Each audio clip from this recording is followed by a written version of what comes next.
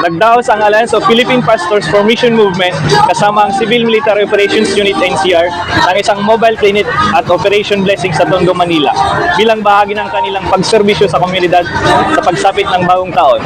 Alamin natin ang buong detalye mula kay Apprentice Siman Bilinario. Higit 200 na benepisyaryo ang nakiisa sa medical clinic in partnership with Operation Blessing na ginadap dito sa Barangay 20, Tondo, Manila.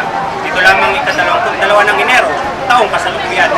Ang Fleet Marine Ready Force sa pamamagitan ng Civil Military Operation Unit National Capital Region ay nakilahok sa Alliance of Philippine Pastor for Mission Movement Incorporated at Operation Blessing kasama ang Joint Task Force National Capital Region, 11th CMO Battalion Philippine Army, 7th Civil Relation Group Philippine Army at Manila Police District SWAT Tactical Motorcycle Rider Unit para sa isang medical mission at outreach program. Ang programang ito ay nagbigay ng mahahalagang serbisyo tulad ng eye check-up na may libreng reading glasses, dental services, medical consultation, at ang pamamahagi ng mga libreng gamot sa mga benepisyaryo. Habang ang 11th CMO Battalion ng Philippine Army ay nagsagawa naman ng libreng gupit at isang audio-visual presentation tungkol sa mga kakayahan ng Philippine Army, pinakita din ng CMOU NCR ang isang audio-visual presentation tungkol sa West Philippine Sea upang palakasin ang kamalayan at papahalaga bilang suporta sa AAP Communication Plan Mulat upang ipaalam sa publiko ang mga isyu sa West Philippine Sea. Samantala, ang kasundalohan ng CMOU NCR ay namahagi naman ng snacks tulad ng bottled water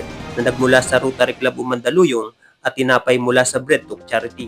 Yung coordinator po ng Operation Blessing Foundation Philippines.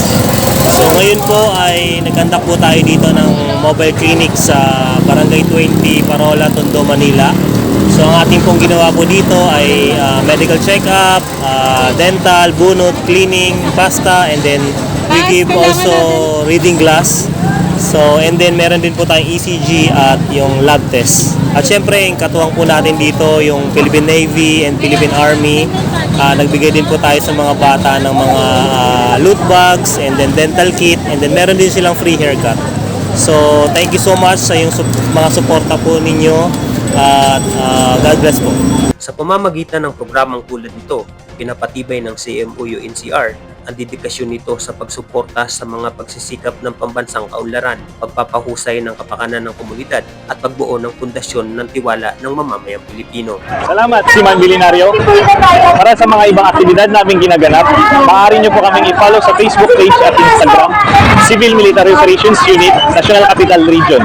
At muli, mula rito sa Tondo, Manila, ako si Apprentice Siman Ibilmark Manzano nag-uulat para sa Oras ng Mandaragat at Mandirigma.